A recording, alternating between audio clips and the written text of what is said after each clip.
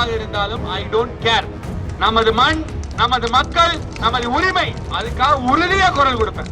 ஏதாவது பிரச்சனைனா கண்டிப்பா நான் உங்களுக்காக வந்து நிற்பேன். உங்க வீட்டுக்குள்ள ஒரு பக்கத்து வீட்டு தம்பி உங்க வீட்டு தம்பி மாதிரி தான் எளிதா அணுகலாம். அது மட்டும் இல்ல மிஸ்டு கால் இருந்தா கூட கண்டிப்பா பார்த்து உங்களை கூப்பிட்டுருவேன். இது வந்து நான் உறுதி அளிக்கிறேன். திடீர்னு போய் இங்க மஞ்சள் விவசாயம் பண்ணுனா பண்ண முடியுமா? முடியாது. அப்ப அந்தந்த ஊர் சார்ந்த தொழில அழிய விடக்கூடாது. 6000 ரூபாய் கட்டிட்டு இருப்பேன் நான் கரண்ட் பில் மெடிக்கல் ஷாப்புக்கே நம்ம ஆட்சியில் இருக்கும்போது. இப்ப 12000 ரூபாய் கட்டுறேன்னா சமாளிக்கவே முடியலன்னு அவர் வந்து சொல்றாரு நம்ம தம்பி ஒருத்தர். அந்த பக்கம் அப்படியே 3 ஆண்டு ஆச்சு அவன் ஆட்சிக்கு வந்து. ஏதாவது இந்த பகுதி மக்களுக்கு பண்ணிருக்காங்களா? ஏதாவது பண்ணிருக்காங்களா? தான் ஒண்ணுமே பண்ணலாம்.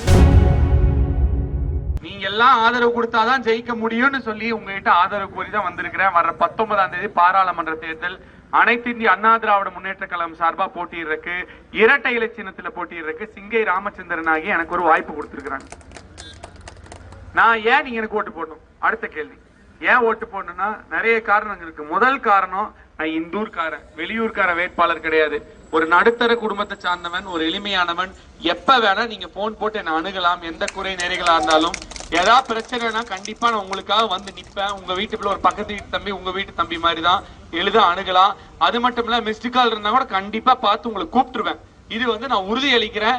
அதன் மூலமா ரெண்டாவது என்ன சொல்றேன்னா, பாராளுமன்றத்தில் யார் பிரதமராக இருந்தாலும் ஐ டோன்ட் கேர். நமது மண், நமது மக்கள், நமது உரிமை, அதுக்காக உறுதியா குரல் கொடுப்பேன். திமுக மாதிரி கிடையாது. ஏன் இங்க செங்கல் சூளைகள் எப்படி இருந்ததுன்னு எல்லாருக்கும் தெரியும். ஒரு காலத்துல இந்த ஊரு, இந்த இடமே எதுக்கு பேர் போனதுன்னு எல்லாருக்குமே தெரியும். அனைத்து இந்திய அண்ணா திராவிட முன்னேற்ற கழக ஆட்சியில் இருந்தப்பே அதுக்கு பல பிரச்சனைகள் வந்தது. வந்தப்போ இங்க இருக்கிறவங்க எல்லாம் வந்து எங்க கழகத்தோட முன்னோடிகள் எல்லாம் பார்த்து அவங்க எப்படி ஆதரவு கொடுத்து எப்படி அதை வந்து வழி நடத்தி கொண்டு போய் எங்க ஆட்சி முடிகிற வரைக்கும் எந்த பிரச்சனையும் இல்லாம அது போச்சுங்கிறது உங்க எல்லாருக்கும் தெரியும். ஆட்சி முடிஞ்சதுக்கு அப்புறம் கடந்த 3 ஆண்டுகளா அது மூடப்பட்டு எப்படி இருக்குங்கிறது உங்களுக்கு தெரியும். ஒவ்வொரு ஊர்லயும் பாத்தீங்கன்னா அந்த ஒரு ஊருக்கு ஒரு தொழில் இருக்குங்க. திடீர்னு நீங்க ஒரு ஐடி கம்பெனி கட்டி நீங்க எல்லாம் போய் சாப்ட்வேர் இன்ஜினியர் ஆங்கன்னு பண்ண முடியுமா? முடியாது. திடீர்னு போய் இங்க மஞ்சள் விவசாயம் பண்ணுனா பண்ண முடியுமா? முடியாது. அப்ப அந்தந்த ஊர் சார்ந்த தொழில அழிய விடக்கூடாது. அந்தந்த ஊர் சார்ந்த தொழில் இருந்தாதான் அங்க வேலை வாய்ப்பு உருவாகும், அங்க பணப்புழக்கம் உருவாகும், அங்க இருக்கிற மக்களுக்கு ஒரு வாழ்வாதாரம் கிடைக்கும். எனவே இதுக்கான குரலையும் நான் உங்களுக்கு ஆதரவாக கொடுப்பேன் என்ற உறுதியையும் இந்த நேரத்தில் உங்க எல்லாருக்கும் சொல்றேன். திமுக மாதிரி 500 ரூபாய் இருந்தது பாக்கெட்ல 3 வருஷம் இன்னைக்கு 500 தான் இருக்கு. பால் விலை பூரா ஏத்திட்டாங்க, கரண்ட் பில்ல பூரா ஏத்திட்டாங்க, வீட்டு வரி பூரா ஏத்திட்டாங்க, தண்ணி வரி பூரா ஏத்திட்டாங்க. சொல்றாரு ஒருத்தர், இந்த சூலூர் கிட்ட சாய் மெடிக்கல்ஸ் வச்சிருக்கேன்னா 6000 ரூபாய் கட்டிட்டு இருப்பேன் நான் கரண்ட் பில் மெடிக்கல் ஷாப்புக்கே நம்ம ஆட்சியில் இருக்கும்போது. இப்ப 12000 ரூபாய் கட்டுறேன்னா சமாளிக்கவே முடியலன்னு அவர் வந்து சொல்றாரு நம்ம தம்பி ஒருத்தர். ரொம்ப சிரமமா இருக்கு தொழில் பண்ண. இப்படி எல்லாத்தையும் போய் அடக்குனா வருமானத்து இல்லனா எப்படி குடும்பம் நடத்துறது? ஏழை எளிய மக்கள் விலைவாசியும் ஏறி போச்சு. எப்படி பண்றது? கஷ்டம். கல்வி கடன், இப்ப வர்ற அரிசி ரொம்ப மோசமா இருக்கு.